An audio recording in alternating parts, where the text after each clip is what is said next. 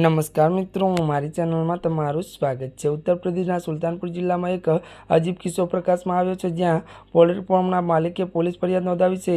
દરિયાપુર ગામમાં પોલ્ટ્રી ત્યારે ફાર્મ ધરાવતા માલિકનો આરોપ છે કે ગામમાં યોજાયેલા એક લગ્ન પ્રસંગમાં ખૂબ જ ઊંચા અવાજમાં ડીજે વાગતું હોવાને કારણે તેમાં 140 મરઘાના મોત થયા છે। આ ઘટનાની પોલીસને તપાસ શરૂ કરી છે।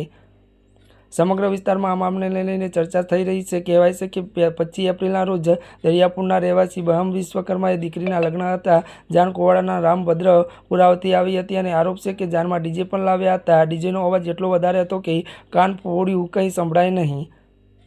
બાદમાં આ ડીજે જાન સાથે સાબિર અલીના ત્યારે પોલ્ટ્રી ફાર્મ પાસે પસાર થઈ હતી, જ્યાં પુલ અવાજથી ત્યારે મરઘીના વાડામાં અફરાતફરી મચી ગઈ।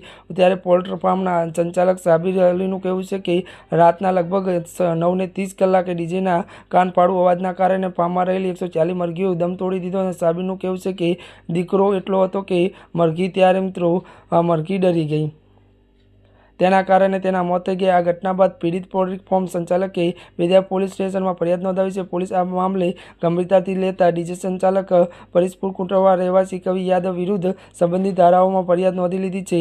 બદિયાપુરનું કહેવું છે કે આ મામલાની તપાસ ઉપનિરીક્ષક એમડી તાઉ ખાનને સોંપવામાં આવી છે। ત્યારે મિત્રો, અત્યાર માટે બસ આટલું જ। અમારી ચેનલમાં નવા હોય તો અમારી ચેનલને લાઇક, શેર અને સબસ્ક્રાઈબ કરી દેજો। ધન્યવાદ।